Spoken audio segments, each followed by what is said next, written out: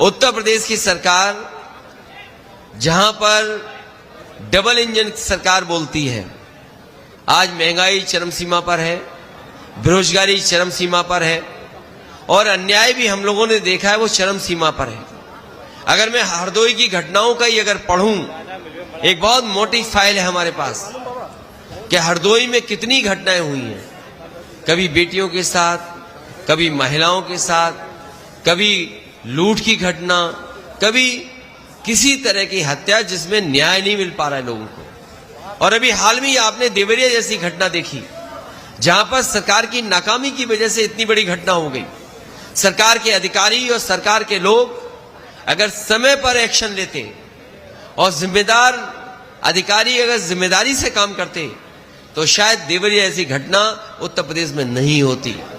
केवल देवरिया ही नहीं, हम लगातार देख रहे हैं कि पूरे उत्तर प्रदेश में भारतीय जनता पार्टी के कार्यकर्ताओं को खुली छूट दी हुई है। आज जो वीडियो वायरल हो रहा है सुबह सीतापुर का, वहां पर बीजेपी का नेता, बीजेपी की सरकार के जिम्मेदार पद पे होने के बाद उनके परिवार के लोग किस तरीके से किसी को पीट रहे हैं सड़क पर। क्या ये भारतीय जनता पार्टी की नई जीरो टॉलरेंस पॉलिसी है? क्या बीजेपी के कार्यकर्ताओं को पूरी आजादी है कि किसी के साथ अन्याय कर सकते हैं? कानपुर में मैं उस परिवार से मिला जिस परिवार के सदस्य को बीजेपी के कार्यकर्ता और नेता ने इतना मारा कि शायद उसकी आंख की रोशनी आएगी वापस के नहीं आएगी इतने इलाज के बाद। वो बीजेपी का कार्यकर्ता था, उसने हत्या कर दी होती और इतना मारा कि उसकी आंख की रोशनी चली गई है। वहीं कानपुर में एक गरीब किसान को धोखा देने का काम भारतीय जनता पार्टी के कार्यकर्ता ने किया। उससे जमीन लिखा ली, बाजार भाव तो 20 करोड़ से ज्यादा है, लेकिन 6 करोड़ का उसको चेक दिया। किसान को लगा कि 6 करोड़ हमारे लिए बहुत है और उसके बाद जमीन लिखा ली गई, रजिस्ट्री हो गई। बाद में उस बीजेपी के नेता कार्यकर्ता ने उस किसान से कहा कि चेक में कुछ गलती हो गई है, चेक मुझे वापस कर दो। वो किसान समझ नहीं पाया बात को, उसने चेक वापस कर दिया। बीजेपी के नेता ने चेक फाड़ दिया। सोचिए, वो अपने पैसे मांगने गया, बीजेपी के नेताओं ने भगा दिया, मजबूरी में उसने आत्महत्या कर ली। तो इस तरह एक आध घटना नहीं हो रही है, पूरे उत्तर प्रदेश में लगातार बीजेपी के लोगों को खुली छूट है जिसमें वो किसी के साथ अन्याय कर सकते हैं। और भ्रष्टाचार तो इतना है जिसकी आप कल्पना नहीं कर सकते। जो महंगाई दिखाई दे रही है ये कुछ लोगों को मुनाफा दिलाने के लिए है। बीजेपी को अगर आप समझेंगे, उन्होंने हिटलर की सरकार में एक मंत्री थे, उनका काम था प्रोपेगेंडा करना, वो प्रोपेगेंडा मिनिस्टर थे और उनकी सीख करके भारतीय जनता पार्टी की पूरी सरकार प्रोपेगेंडा सरकार है। तो ये प्रोपेगेंडा की यूनिट्स हैं इनकी, उन्हीं का मुकाबला हमारा कार्यकर्ता नेता करेंगे।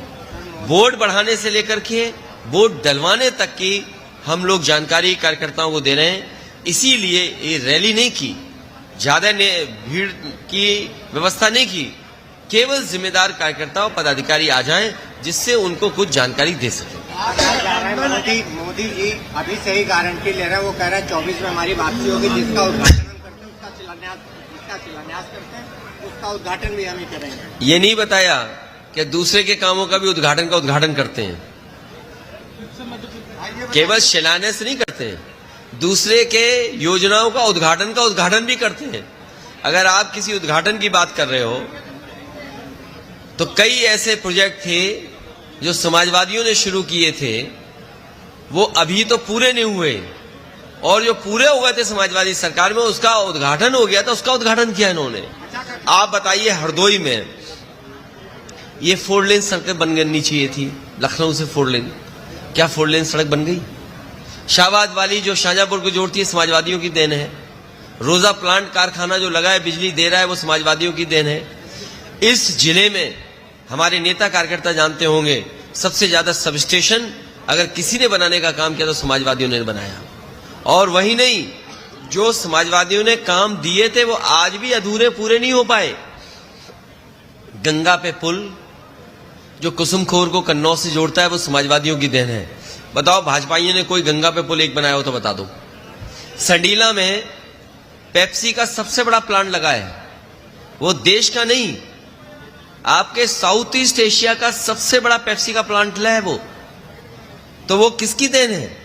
समाजवादियों की इंडस्ट्रियल पॉलिसी के तहत वो सबसे बड़ा पेप्सी का प्लांट अगर कहीं लगा तो संडीला में लगा।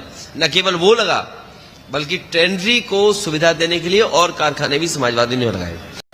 साथ ही में हरदोई के लोगों ने जो ऐतिहासिक कार्यक्रम कराया है और ऐतिहासिक कार्यक्रम के साथ साथ आज जो सिक्कों से और चांदी के सिक्कों से जो तोला है उसके लिए मैं उनको धन्यवाद देता हूं, क्योंकि जहां पार्टी को चुनाव में जाना है वहीं इसी तरह का अगर सहयोग पहले मिलता था, याद होगा पत्रकार साथियों को, पहले पार्टी के सहयोग के लिए, पार्टी को चंदा देने के लिए नेताओं को तौला जाता था, उनके कार्यकर्ता उन्हें उस हिसाब से मदद किया करते थे।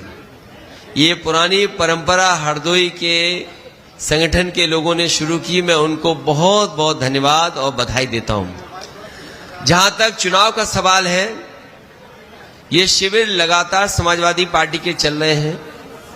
लोक जागरण कार्यक्रम, इन कार्यक्रमों के माध्यम से समाजवादी पार्टी के वरिष्ठ नेता और जो इश्यूज को जानते हैं, आने वाले समय में किन किन चुनौतियों का सामना करना है और किस तरीके से उन चुनौतियों का सामना किया जाएगा, उसकी तैयारी के लिए हमारी पार्टी के वरिष्ठ नेता और जो इश्यूज को जानते हैं उनके माध्यम से कार्यकर्ताओं को ट्रेनिंग, कार्यकर्ताओं की जिम्मेदारी और कार्यकर्ताओं को किस तरीके से लोगों को जोड़ना है, उस किस तरह का व्यवहार होना चाहिए, उन सब की जानकारी समाजवादी पार्टी के इन शिविरों में हो रहा है।